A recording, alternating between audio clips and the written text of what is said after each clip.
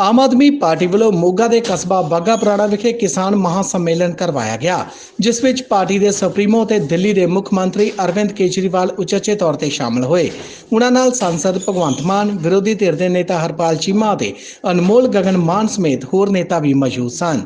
ਇਸ ਮੌਕੇ ਵਰਕਰਾਂ ਦੇ ਠਾਠਾ ਮਾਰਦੇ ਇਕੱਠ ਨੂੰ ਸੰਬੋਧਨ ਕਰਦਿਆਂ ਹਰਪਾਲ ਚੀਮਾ ਨੇ ਜਿੱਥੇ ਪੰਜਾਬ ਆਉਣ ਤੇ ਅਰਵਿੰਦ ਕੇਜਰੀਵਾਲ ਦਾ ਧੰਨਵਾਦ ਕੀਤਾ, ਉੱਥੇ ਉਹਨਾਂ ਕਿਹਾ ਕਿ ਇਹ ਕਿਸਾਨ ਮਹਾ ਸੰਮੇਲਨ ਕਾਲੇ ਕਾਨੂੰਨਾਂ ਦੇ ਖਿਲਾਫ ਮੋਦੀ ਸਰਕਾਰ ਅਤੇ ਕੈਪਟਨ ਸਰਕਾਰ ਦੇ ਤਾਬੂਤਾਂ 'ਚ ਆਖਰੀ ਕਿਲ ਸਾਬਿਤ ਹੋਵੇਗਾ।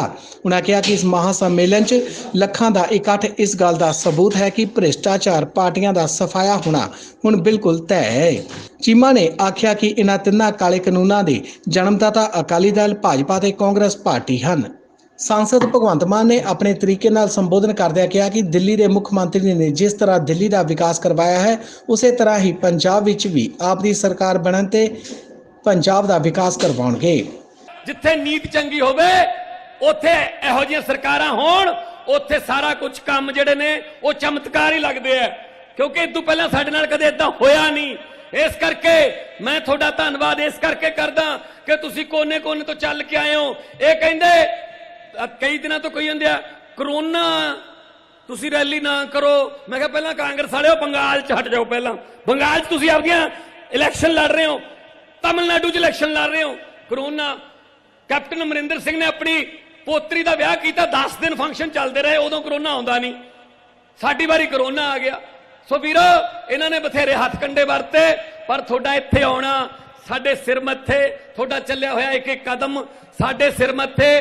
इस महा सम्मेलन च हज़ारां दी तादाद च पहुंचे वलंटियरां नूं संबोधन करदिआं सब तो पहला अरविंद केजरीवाल ने जयकारे लगाउंदे होए सारिआं नूं जी आਇਆਂ नूं किहा ते उन्हां सारिआं दा धन्नवाद कीता। उन्हां पंजाब दी कौम नूं दलेरां दी कौम दसदिआं किहा कि ਉਹ विशेष तौर ते पंजाब दे किसानां नूं ही सल्यूट करन लई पंजाब आए ने।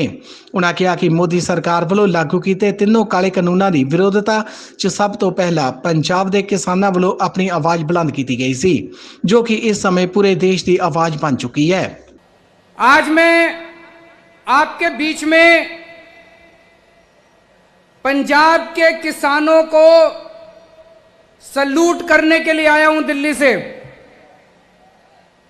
जिस तरह से केंद्र सरकार ने 3 काले कानून पास किए,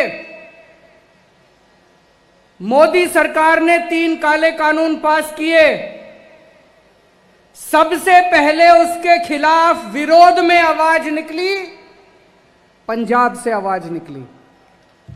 सबसे पहले पंजाब के किसानों ने उन तीनों कानूनों की खिलाफत करनी चालू करी। पंजाब के अंदर सबसे पहले आंदोलन उठा और वो आंदोलन दिल्ली पहुंचा। जो आग पंजाब के अंदर आप लोगों ने लगाई, आज वो पूरे देश के अंदर आग लग रही है। सारे देश के किसान आज खड़े हो गए आप लोगों के साथ। सूरत विच आप दियां पहली बार आईयां 27 सीटां ते बोलदिआं केजरीवाल ने कहा कि सूरत दे लोकां ਵੱਲੋਂ पंजाब वासियां नूं खास सुनेहा भी भेजिਆ ਗਿਆ है कि पंजाब दे किसान घबराउण ना, ਉਹ भी उन्हां नाल हन। मैं भी सूरत गया था। सूरत में आम आदमी पार्टी बीजेपी से 27 सीट जीत गई है। बीजेपी के गढ़ के अंदर, गुजरात बीजेपी का गढ़ माना जाता है, सूरत में आम आदमी पार्टी पहली बार चुनाव लड़ी और पहली बार में सूरत के अंदर कांग्रेस की 0, आम आदमी पार्टी की 27 सीट आई हैं। तो मैं अभी सूरत गया था। सूरत के लोगों ने मेरे को कहा कि सर अगर आप पंजाब जाओ तो पंजाब के लोगों ने को बोल देना पूरे गुजरात के किसान उनके साथ हैं। पंजाब ਦੇ ਕਿਸਾਨਾਂ ਵੱਲੋਂ ਦਿੱਲੀ ਦੀਆਂ ਸਰਹੱਦਾਂ ਵੱਲ ਇਹਨਾਂ ਕਾਨੂੰਨਾਂ ਦੇ ਵਿਰੋਧ 'ਚ ਕੀਤੇ ਕੂਚ ਤੇ ਬੋਲਦਿਆਂ ਕੇਜਰੀਵਾਲ ਨੇ ਕਿਹਾ ਕਿ ਕੇਂਦਰ ਦੀ ਮੋਦੀ ਸਰਕਾਰ ਵੱਲੋਂ ਰਸਤੇ ਵਿੱਚ ਕਿਸਾਨਾਂ ਨੂੰ ਰੋਕਣ ਲਈ ਬਹੁਤ ਕੋਸ਼ਿਸ਼ ਕੀਤੀ ਗਈ, ਪਰ ਪੰਜਾਬ ਦੇ ਕਿਸਾਨ ਕਿੱਥੇ ਰੁਕਣ ਵਾਲੇ ਸਨ ਤੇ ਦਿੱਲੀ ਦੀਆਂ ਸਰਹੱਦਾਂ ਤੇ ਆ ਕੇ ਬੈਠ ਗਏ। जब किसान दिल्ली के बॉर्डर पे पहुंच गए तो दोस्तों मोदी सरकार ने एक बहुत बड़ा षड्यंत्र रचा। उन्होंने बहुत बड़ी प्लानिंग करी। मोदी सरकार ने प्लानिंग करी कि इन किसानों को दिल्ली आने देते हैं। जब ये दिल्ली आ जाएंगे तो 9 स्टेडियम, 9 बड़े बड़े ग्राउंड इन्होंने प्लानिंग करी, मोदी सरकार ने उनको जेल बना देते हैं और उन जेलों के अंदर पंजाब के सारे किसानों को डाल देंगे। वहां ये कई महीनों तक पड़े रहेंगे, इनका आंदोलन खत्म हो जाएगा। कि स्टेडियम को जेल बनाने की पावर मोदी सरकार की नहीं थी। तो मोदी सरकार ने मेरे पास फाइल भेजी कि ये 9 स्टेडियम जेल बनाने हैं। मैंने पूछा क्यों बनाने हैं? बोले ये जो किसान आ रहे हैं इनको जेल में डालना है। तो दोस्तों हमने कहा हम नहीं जेल नहीं बनने देंगे। इन्होंने खूब फोन करे मेरे को, इन्होंने खूब दबाव डाला खूब प्रेशर डाला, लेकिन हम नहीं झुके। अभी जर्नैल सिंह ने पढ़ के बताया, मैंने फाइल पे लिख दिया किसानों का आंदोलन अहिंसक है, इनकी मांगे जायज हैं, मोदी सरकार तुरंत इनकी मांगे मान ले और हम इनको जेल नहीं बनने देंगे। दिल्ली पुलिस की अर्जी हम लोगों ने खारिज कर दी। ਕੇਜਰੀਵਾਲ ਨੇ ਆਖਿਆ ਕਿ ਆਪ ਨੂੰ ਕਿਸਾਨਾਂ ਦੀ ਹਮਾਇਤ ਕਰਨ ਤੇ ਕੇਂਦਰ ਸਰਕਾਰ ਨੇ ਦਿੱਲੀ ਦੀ ਆਪ ਸਰਕਾਰ ਦੀ ਵੀ ਪਾਵਰ ਖੋ ਕੇ ਐਲਜੀ ਨੂੰ ਦੇ ਦਿੱਤੀ ਹੈ, ਪਰ ਦਿੱਲੀ ਸਰਕਾਰ ਕਿਸਾਨਾਂ ਖਿਲਾਫ ਕੋਈ ਵੀ ਐਕਸ਼ਨ नहीं ਲੈਣ ਦੇਵੇਗੀ। मोदी सरकार खूब नाराज हो गई और उसी का नतीजा है पिछले हफ्ते संसद के अंदर मोदी सरकार कानून लेके आई है कि दिल्ली के अंदर अब से सारी पावर केजरीवाल की नहीं होगी। दिल्ली के अंदर अब से सारी पावर मुख्यमंत्री की नहीं होगी, सारी पावर गवर्नर की होगी, एलजी की होगी। सारे निर्णय एलजी लेगा। वो हमारी सारी पावर छीनना चाहते हैं। उनको लगता है अगली बार जब जेल बनानी पड़ी तो फाइल फिर मुख्यमंत्री के पास नहीं एलजी के पास जाएगी।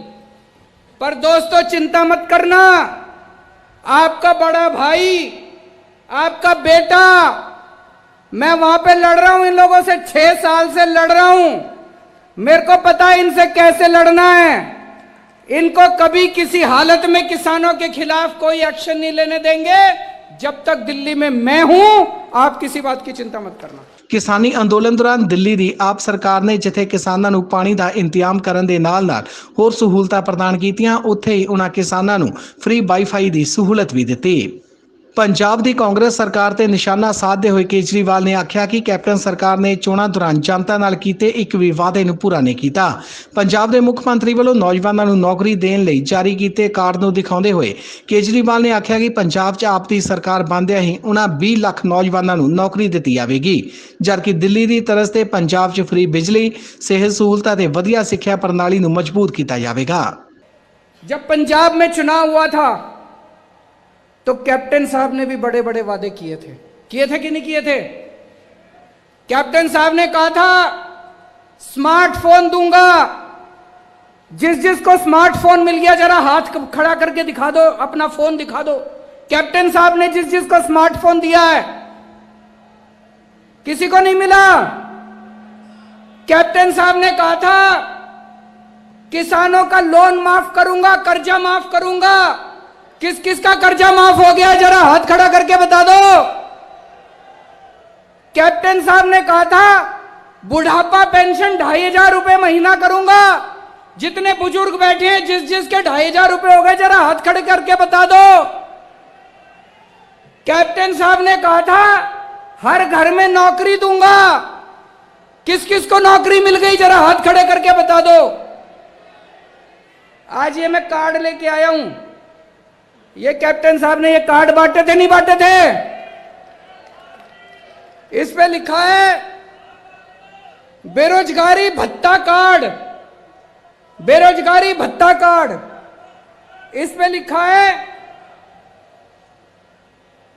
कैप्टन ने सौं चुकी हर घर एक नौकरी पक्की। कैप्टन ने सौं चुकी हर घर एक नौकरी पक्की। किस किस को नौकरी मिल गई?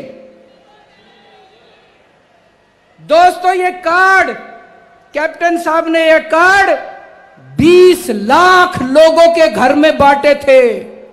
20 लाख नौजवानों को ये कार्ड दिया था। कैप्टन साहब ने कहा था मेरे को वोट दे दो, मेरी सरकार बन गई तो मैं नौकरी दूंगा, ये कार्ड ले आना, कार्ड दिखा के मैं नौकरी दे दूंगा। कैप्टन साहब ने जितने वादे करे एक भी वादा पूरा नहीं किया। दिल्ली के अंदर हम भी चुनाव लड़े थे, दिल्ली के अंदर चुनाव के पहले हमने भी वादे करे थे। भाई साहब एक एक वादा पूरा किया, एक एक वादा पूरा किया। ਪੰਜਾਬ ਵਿੱਚ 1 ਸਾਲ ਦੇ ਅੰਦਰ ਅੰਦਰ ਆਪ ਪਾਰਟੀ ਲੋਕਾਂ ਦੇ ਘਰ ਘਰ ਜਾ ਕੇ ਪਾਰਟੀ ਦੀਆਂ ਨੀਤੀਆਂ ਦੱਸੇਗੀ ਤਾਂ ਜੋ ਇੱਕ ਨਵੇਂ ਤੇ ਖੁਸ਼ਹਾਲ ਪੰਜਾਬ ਦਾ ਸੁਪਨਾ ਪੂਰਾ ਕੀਤਾ ਜਾ ਸਕੇ। तो हम सब लोगों को मिलकर एक ऐसा पंजाब बनाना है। अगले 1 साल में हम सब मिलकर एक ऐसे पंजाब का सपना तैयार करेंगे। उसके बाद आम आदमी पार्टी की सरकार आएगी और आपके साथ मिलकर पंजाब को एक नया पंजाब बनाएंगे, खुशहाल पंजाब बनाएंगे।